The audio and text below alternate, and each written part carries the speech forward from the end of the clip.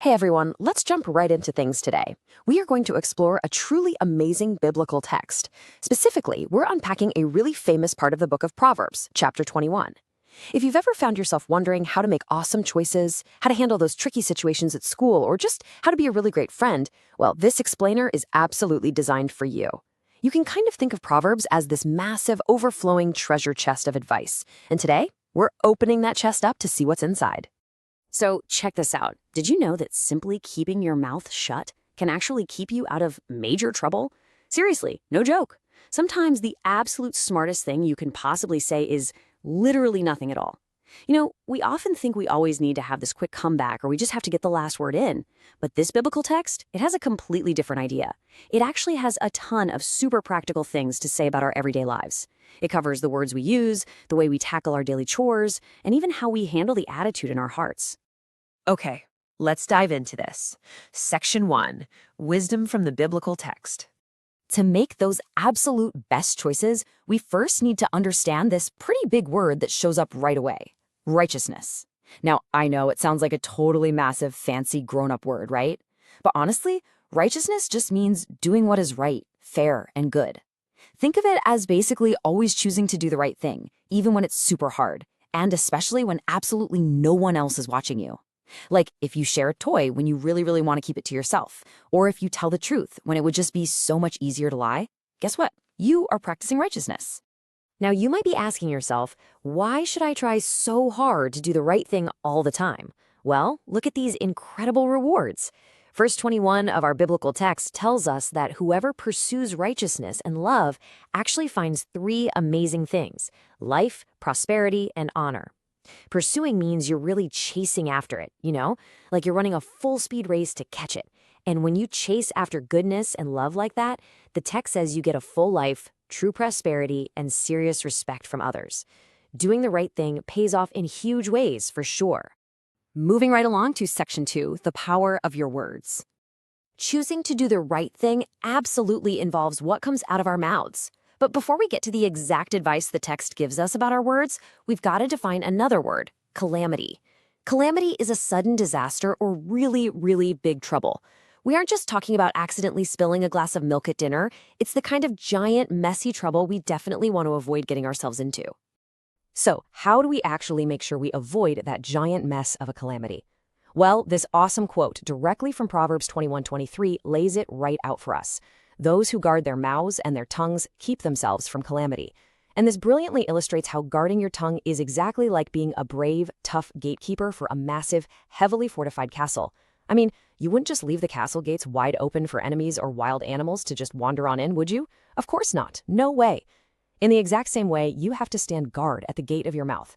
You have to stop, think, and make sure that only helpful, kind, and true words are allowed to march out of your castle. The text continues to talk about how we use our ears and our mouths by comparing two totally different types of people in verse 28. First up, we have a false witness. That's basically someone who lies or makes up stories about other people. The text warns us that a false witness will perish. That means their lies will eventually catch up with them and cause them to completely fail. But on the flip side, we have the careful listener. This is someone who actually pays close attention, gets all the facts right, and tells the honest truth. The text says the careful listener will testify successfully. Honestly, listening carefully and speaking the truth, it's an absolute superpower. Let's keep going. Section 3, working hard versus being lazy. Let's talk about something literally everyone has to deal with at some point: our responsibilities. So what happens when we completely refuse to work and just crave things all day long? Just imagine this.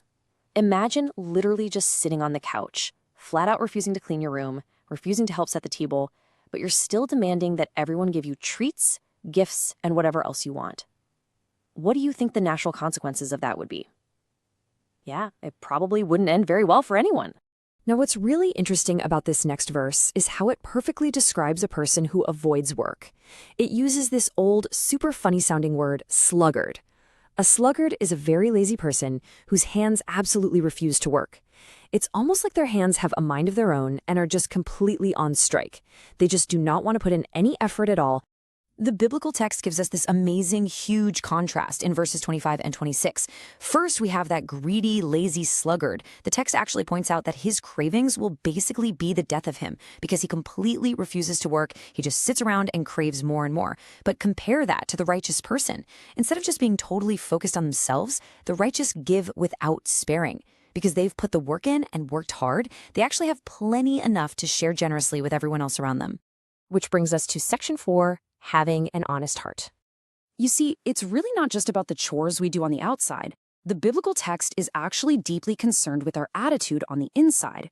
Let's look at this really descriptive word from verse 24. This verse warns us about being insolent.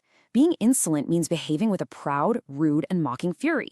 Have you ever seen someone act like they literally know everything, making fun of other kids, and just acting really, really rude? Well, that right there is an insolent heart. A proud and arrogant heart is super dangerous because it tricks us into thinking we don't need anyone's help, advice, or correction. In fact, verse 29 gives us another perfect comparison to help us really grasp this inside-out kind of living. It compares the wicked with the upright. The text tells us that wicked people just put up a bold front. That basically means they act super tough on the outside, kind of like they are wearing a brave mask, but deep down inside they just aren't being honest. But the upright, the people who have a truly honest heart, they actually give thought to their ways. They don't just act tough to look cool. They stop, they think, and they make absolute sure the choices they are making are actually good and right. Let's move to and see how this builds. Section 5, victory rests with God. So we've talked about our words, our hard work, and our hearts. But honestly, none of that matters without this final, ultimate truth. Check out this incredibly powerful text from verse 30. Read it right along with me. There is no wisdom, no insight, no plan that can succeed against the Lord. This is a massive reminder for us. Sometimes human beings think we're the smartest creatures in the entire universe. We make all these giant plans and think we have the whole world figured out. But this verse, it tells us that absolutely no plan can ever beat him. He is completely in charge, and his wisdom is way higher than anything we could ever possibly invent. And that brings us to the very last verse we're looking at in this explainer today. Verse 31. The horse is made ready for the day of battle, but victory rests with the Lord. So the crucial point is, even though we definitely have responsibilities, he is the ultimate source of all success. Think about it this way. Back in those days, a horse in battle was basically like a massive, unstoppable tank. People spent hours and hours training the horse, putting heavy armor on it, and getting it perfectly ready for a fight. But even with the absolute strongest, fastest horse in the world, the soldiers knew that true victory didn't actually come from the animal. It came from him. Let's just break this incredible truth down into 2 really simple, super kid-friendly steps that you can use every single day. Step 1, we prepare and work hard. That means we make the horse ready. We study hard for our spelling tests, we practice our soccer drills out on the field, we clean our rooms, and we guard our words. We just do our absolute best. But then, we always have to move to step 2. We trust him for the outcome. Once we've done our absolute best, we don't need to worry or stress out about it. We can just rest easy, knowing that the final victory, the ultimate success in our lives, rests completely and securely with him. Which brings me to a really, really important question I want to leave you with today. Will you choose the path of the wise and trust him for your daily victories? You have a big, exciting week ahead of you. So let's make sure we remember the wisdom from this incredible biblical text.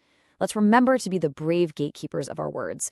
Let's work hard instead of being lazy sluggards. Let's keep our hearts totally honest. And most importantly, let's prepare the horse while trusting him with absolutely everything we do.